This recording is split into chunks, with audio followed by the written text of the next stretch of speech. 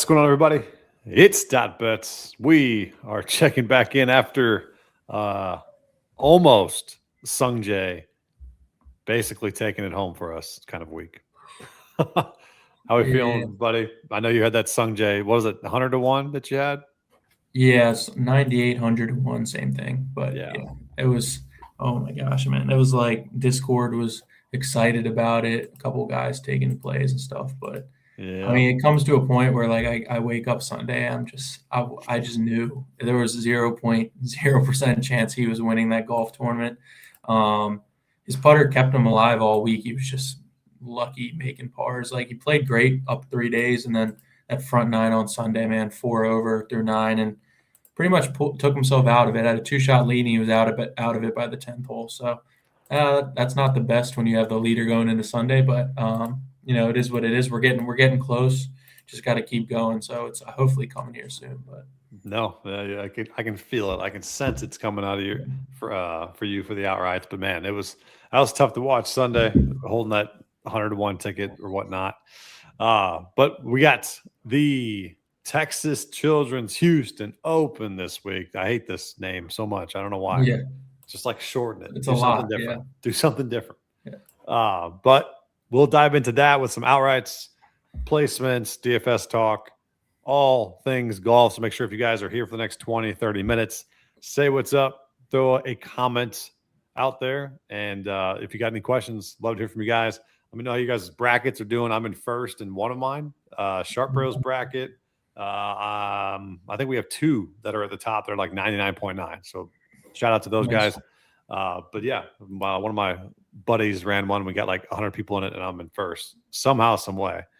But yeah, it's March Madness time, and let me know who you guys think is going to cut down the nets, because I have a very good feeling it's going to be the team that just kicked the shit out of my alumni of the Billikens, and that's Michigan. They looked unstoppable.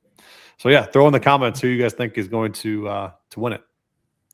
And we are like 3 weeks away from the Masters. So yeah, that is the most exciting time ever. I might not talk to my children or wife the entire Thursday through Sunday, but we'll see. That's still debatable. It's one of the best weeks of the year for obviously golf, but sports wise too. So yes. And one more plug before we get going. The MLB season is upon us. We got I think it's Thursday. Wednesday or Thursday. I think it's Thursday. And we got Kentown, we got Panda in the chat and in the group. Absolutely going to kill it. Ks, home runs, it's impressive. And I just dabble with a little bit here and there, sprinkle a little bit of MLB plays. So, but yeah, make sure you guys join the Discord. Running 50% off on my X account. So make sure you guys hit the link over there and get in. So yeah, enough plug. We got Trent here. What's up, buddy? What is going on? Glad to see you back each and every week. We appreciate the support for sure. All right, let's get into it. We got the Texas Children's Houston Open. Let us know what we got to target this week, teaser, and what attributes we should be getting. Yeah, pretty much. I'll keep it short because, it's not the greatest of tournaments, but it's kind of a decent course. I like it a lot, but obviously just a note that Scheffler withdrew, so he's not in the field. I think they're having another kid or something on the way, so I guess that takes him out of this one. Obviously not really feeling good about the Masters with him now. Kind of use this as prep, but I don't know. It could be wide open for the Masters this year as well, since he's not playing too great from his standards. But this course is pretty much, you'll see it if you just look on Twitter or anywhere, golf Twitter, that everyone is a bomber's course. So you'll see all the big hitters being taken for outright. 5 par 3s, 3 par 5s. So it's pretty unique. Don't know if any other course really has that setup. So yeah, it's pretty interesting. One note real quick. When you have a golf tournament that is literally the favorite is Minwoo Lee. We Yeah. got problems. We got Yeah. problems. 15 I to know 1 it- on Minwoo is interesting as well. I mean, no, he's the defending champ, but man, when you look up and you see him at the top, that's a tough it's a tough tournament to watch. I mean, not for us degenerates, but for the viewing. right. Yeah, it's tough for outrights this week too. It's kind of a shame because it's obviously sandwiched in between, the Masters and a lot of rest weeks for these guys, but it's a pretty decent course. But so it's driver heavy off the tee. You can really, I think the average driving distance is 300 yards here. The fairway average wide is like almost 35 yards. So once again, you can pretty much spray the ball wherever you want and you're going to be fine. Distance over accuracy.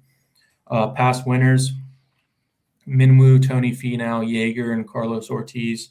So 3 out of those 4 guys pretty much bomb it. Wyndham Clark's a good fit, Pendrith and Mitchell.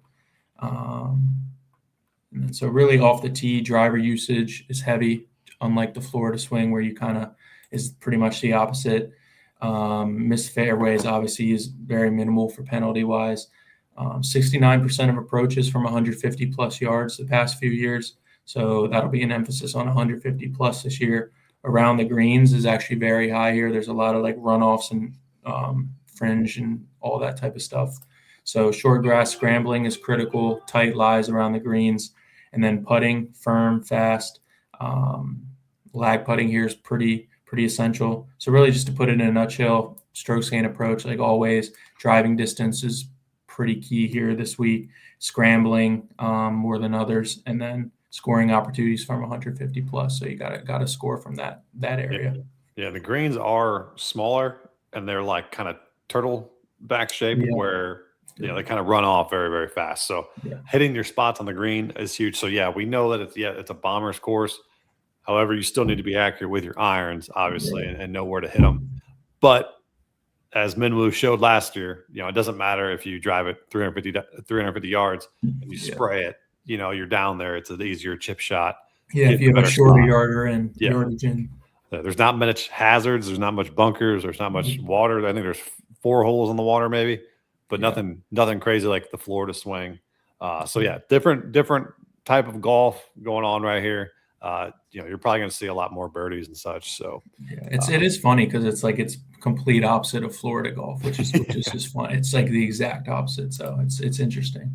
Oh yeah. I mean, it's crazy when you go from the West Coast to East Coast, then you come back here and it's like, oh boy, okay, how we dissect it and all that. But yeah, so just quick onto the outright board. We talked about Minwoo at 15 to 1.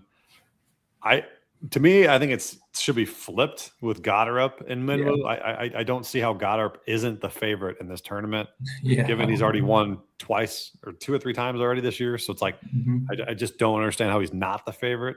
But some value there on Goddard. You're at 21 to 1. Burnsy intrigues me a little bit. I just don't think he can hang off the tee for whatever reason. But putting obviously is elite at that.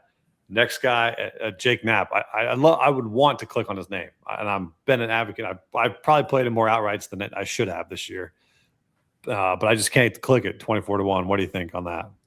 Yeah, I don't know. It's my method is always just like just like last week. Yeah, you would get burned if you didn't take fits. He was 15 to 1 though. It's like you can't. Right.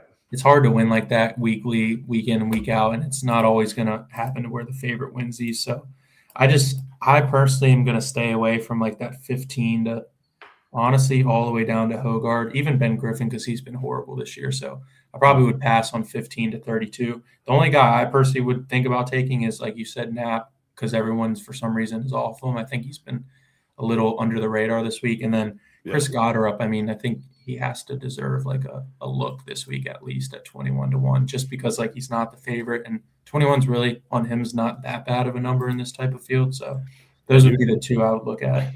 And you would think people would get off of Knapp, but the DFS public is #sharp, and they're on them. They're 30%. We're right below Minwoo Lee. So Minwoo, Knapp, Goddard, Nikolai, Ricky, Brooks, Kurt, Thorby, Burns, Penge. I mean, they're up there. So it has condensed the ownership to those guys at the top there. Best value play probably is Hogard at 9,200. But to me, it is Thorby. Thorby makes too much sense this week. And I know probably a lot of other people have said it, but if Thorby's going to win a tournament, this just screams Thorb Jorgensen here. Yep. He should have not won the Players, but up there at the Players, and just a horrific 8 on one of those holes there. So you really can't blame him there. Otherwise, a solid tournament for the Players, and the Players tournament is like that, where you can blow up on a hole like on occasion. So it's not out of the ordinary. I think I'm going to go right back to Thorby at 32-1, where it's not as crazy of a number. Instead of a Knapp, Kitayama, a Burns, 23s and 24s. So I'd probably start my card there with Thorby. How do you feel about Thorby there? Yeah, I think I agree with you there. I mean, he's number 1 in driving distance in the model. Obviously, we're going to look at that this week. It's like you said, with him, it's always either one bad round or even just one bad hole. Like you said, the Players that 8 just took him right out of it. So it's always the putting with him. We've seen at Waste Management where he had the lead and he, messes up a couple putts here and there. But obviously, driving distance great. Bogey avoidance is pretty decent. So it's just a matter if he can have that spike putting week. He's actually pretty decent around the greens too. He's top 20 in the model. Mm-hmm. He's been playing well this year. I mean, 2 top 20s and he didn't even get a top 20 at the Players. That's crazy. Being in the last round, but he hasn't done much here last year. Yeah, top 40, not bad. But I think the way he's playing, I think he can compete this week. And I just want to mention the guy right under him who, has been absolutely steamrolled this week. I think he started at 58, which is still even not that great of a number. And it's Marco Penge all the way down to 32-1. What he did Sunday doesn't make me want to take him because he shot a 78. And I think we find reasons to get off someone. And I think looking more into around the green game, he even said he needs to get better at that. And he's not good around the greens. And that's something you kind of need here. He's 70th in the model there. And he's over 100 in the putting, so he's not good short game wise. He could potentially just overdrive the course, essentially overpower it. But I don't know if I see that happening for him to win. But when you don't even have a he doesn't even. It's hard for me to click on the guy. Yeah, at 32-1. Obviously he played decent at the Valspar. He got a 4th, but that Sunday round it's not that great in what he did. Even around the greens there, he lost stroke. So it looks like he even gained almost 1 stroke putting. So he just, I don't know. I think his around the greens holds him back a lot. So no, I get it. I can definitely see him being up there. For me, it's hard to click the outright on that front. Yeah. Trent, we got Adam Scott 40-1. I don't hate it. He's 37-1 currently now on DK. So I don't truly hate it whatsoever. I don't know what he's actually done here, but I don't know. He stripes it with the best of them, and he actually has been playing pretty solid golf. Yeah, Players made the cut, kind of lingered a little bit, but nothing crazy. But before that, a 4th at Genesis, T11 at Arnold, and he's got doesn't play in Texas much really, but play here. Yeah, I don't really mind him. Probably another good pivot up at the top of the board where you can get a decent number around 40 instead of someone at 20. So yeah, I'm gonna see what his ownership is on DK. He's coming at 15%, so nothing to shy away from, I would say. Next, I forgot to mention this guy up top, Brooksy Koepka. I've seen a lot of people on him. I think he's coming into form a little bit. I think his true desire when he came back, PGA, everything, get back in the flow of things, is for the Masters. So I'm kind of saving him for that and seeing what number I can get. So I'm hoping he does not do well here for that reason. I'm hoping he kind of fumbles into it, and then it's Brooksy back again for the Masters. Being back in the swing of the PGA Tour, I think bodes well for him there. So a little bit of foreshadowing there for the Masters there. That's one of the angles I'm trying to already play. And I do have another guy that I'm looking at, but I'm not going to say because I don't want everybody, the thousands of people that tune into the show to bet him. All right. All right. We're going down the list. after Scott, you got English, Mitchell, Hall, Rasmus, Hogard, Pendrith, Lowry. None of them truly excite me. Any of those pop off to you? Yeah, I mean, I think I agree. None really excite me. Probably just Pendrith based off driving distance, but yeah, I mean, he's not going to win. So Yeah. out of that, I mean, I think a mid tier more like a little under that. Like seeing a lot of people on Sahith just because he sprays it a little bit. I will pass on that. But did you watch him last night in TGL? It was disgustingly bad. I didn't see, but I heard all about it. He couldn't hit was, like a shot. Yeah, it was horrific. And I bet on him last week for an outright, and then he goes and misses the cut. And then he does this at TGL. I was like, I don't know how. I just don't know how anybody can click on that name right now. So yeah. He'll probably win, so go ahead and click on him. But yeah, I truly, was just gonna say, yeah. I mean, I watched him yesterday. I was like, this is terrible. Yeah, I personally, I don't know. I've been like a sucker for Wyndham Clark this year, but like at 40, I don't know why, because he just kind of sucks now. But yeah, he hasn't even done much this year. But like, had a 5th year last year, 31st year 2 years ago. But like, yeah, I mean, I think this is like a course where he can actually steal one and like. You maybe get some mojo back. But yeah, he's another guy who can just like bomb it and spray it a little bit. But another guy I wanted to bring up, if you pull him up on the model, this is always my guy at a couple of stops throughout the year, and that's Steven Yeager, 15-1. I love some Yeager bomb at a couple courses, and this is always one that I love to go to. With him, 57-1 is pretty good. He won here 2 years ago. He beat out Scotty, 11th last year.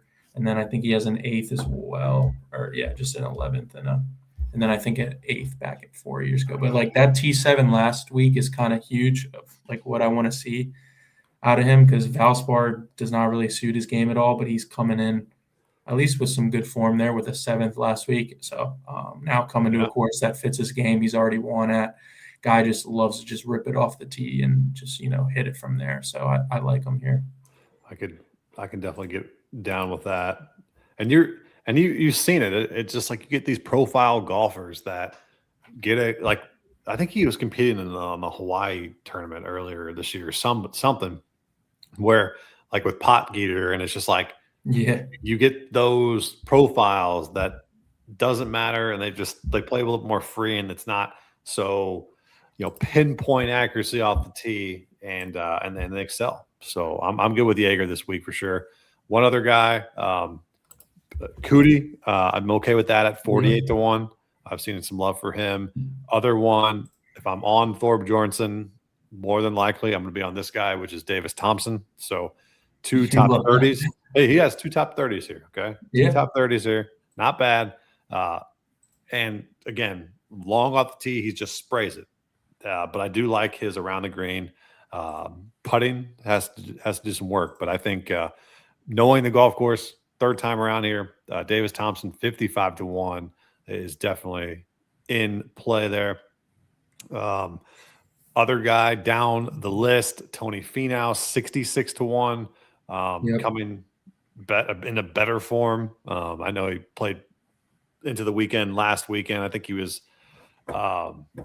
What is he? I think he was top 20 or top 30 last week for sure. So Finau 66-1 is not awful. But I've seen a lot of the guy right under him, Ryan Fox. I just don't get people. He was just in the hospital this week for what? I don't know, like appendicitis or something. Yeah, kidney stones, Yeah, kidney stones. And the guy, like, they act like this guy's going to come out and win a golf tournament like 4 days after. So I don't really get that one. He's a good fit, but like, yeah, like you said, I like Finau. Even Ricky Castillo at 60-1 there. We just saw him win the alternate event. So, like, he's one of those young guys who can kind of break out. And then, yeah, I think down at the board, if we're looking at comment from Trent here, obviously, I think you have to click. I already said his name, yeah. Yeah, I think you have to click him. I mean, like, at 80-1, like, I mean, in this field, I guess that's a pretty good number.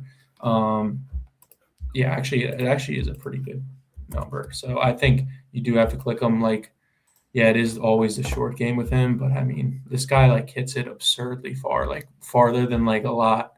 Like he hits it 350. Like it's kind of insane how far this guy hits it. So I don't even know if he can just hit greens from like 100 yards away, like he's going to be fine. So yeah, We've For me, it's seen tough to just pick his outright. I mean, do a top 10 at 610, plus 610, top 10, maybe, go a higher unit, top 20 or something like that. But yeah, I mean, I'm okay with the number at 80-1, and Potgieter fits the profile for sure. And I could definitely see him being, making the cut and being there on Sunday for sure. Just tough to click, in my opinion, for the outright, but it makes 100% sense. Mm-hmm. Couple other outright or long shots. Patrick Rogers makes a lot of sense this week, even though he's one of my most hated golfers for some odd reason. I just don't like him. Greyersman, long player, 69-1, has been in the mix early. I think him first round leader is kind of intriguing. But Greyersman is still around, and I'm okay with that. A couple other guys that I'm looking at down the leaderboard. Oh man, I have one really Bezzy 100-1, maybe the longest I'll go, longest odds. Yeah, but, I'm putting some pizza money on Alejandro Tosti, man, 240-1. Absolutely, this is like one of two places I'll take this guy all year. I think I've kept obviously the top 20 is what I would give out. But he's T5 and T2 last 2 years here. I've cashed his top 20 both times. So he's the one guy, like he just sprays it all over the place. There's like 2 or 3 courses he plays well every year, and this is one of them. So it's a little hint there for the viewers to, take that top 20. Yeah. Sub 5%, 6,600 on DK. Yep. Throw them in your DFS lineups for sure. 240-1. I like that call. I'm not going to do it, but I'm T2 here, man. That was the year. Just like last week, you're going to be like wire to wire with Toasty. Yeah, I'll have the lead going into the last hole and I'll lose. But oh boy! All right, let's get into some placements here or matchups. I don't think we talked about placements there. We got. Do they have tournament matchups yet? There they are. Yeah. Oh boy. Let's see. Is it? Do they have them? Is it under tournament or matchups? Tournament. Yeah, DK always. I swear, this past week they put the 3 balls under round instead of matchups, and I was just like, "What the hell are we doing?" Speaking of that, I had the worst performance ever in the 2 balls and 3 balls. Except for it was tough. I think day one I had 3 out of 4 or something like that. But then the rest was like not even competitive. I about threw my phone every week or every day because I was just like, this is a joke. Like anybody that I want to play good, it was just like, nope, you're gonna shit the bed today. Yep. But yeah, I think I had a sweat Thursday, and what's his name? I think it was that Rasmus guy. He missed a putt on 18 or something like that. I was pissed. Yeah. All right. Got one for me?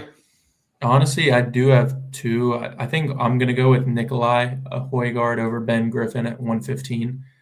Like, that guy's been horrendous this year, Ben Griffin. I'm going to keep fading him. And then another one I really like, but I think I like that one better, is Castillo over Sungjae. I think might be a little rattled from last week. This course is the exact opposite of what he does well. So I just don't think he's going to play well here. I'm stunned you did not say this one. I'm stunned. Steven Yeager over Sahith. That screams I didn't even see that. Screams you. Minus 105 too. He's not even heavily favored. Whoa. Yeah. Okay. Hold on. I'm changing mine to that one. Yeah. Yeager over Sahith minus 105. That's insane. I'm going to give that out as well to the Discord. And then if you want some plus money there, Jake Knapp over Minwoo. Hot take. Yeah. Because I just can't do it with Minwoo. I'm sorry. He's gonna just shove it in my face and go back to back this week, but that's fine. Yeah. Him and Goddard have gotten the intro videos to each tournament they got on TikTok, and they're pretty good. They got some pretty good edits. So those two are going to be competing Sunday, I bet. Yeah. All right. Any other ones you got? I think those are the only 3. I think probably keep it light on the tournament matchup this week. But yeah, I really like that Jaeger Thigala one. That's crazy. I don't know why he's the underdog there, but should I put my house on it? Let's do that. That got me excited, that one. Responsible betting, everybody. Yeah. Responsible. All right. If you guys have any questions, you guys know where to find us. Sharp Bros Discord. Check the link below, or on X. We're running 50% off for MLB popping up here. And then we also have March Madness. We got NBA still going on. Panda's been killing that. So we got plenty to go. Obviously, Masters in a couple weeks. We're ready to go. We appreciate you guys tuning in each and every week. I think the Valero is next week. Is that right? Yeah, it's going to be probably a worse field, but yeah, it's right before Masters. It screams like more money to be made, right? Yep, it's true. All right. Appreciate everybody tuning in. We'll see you guys. Peace.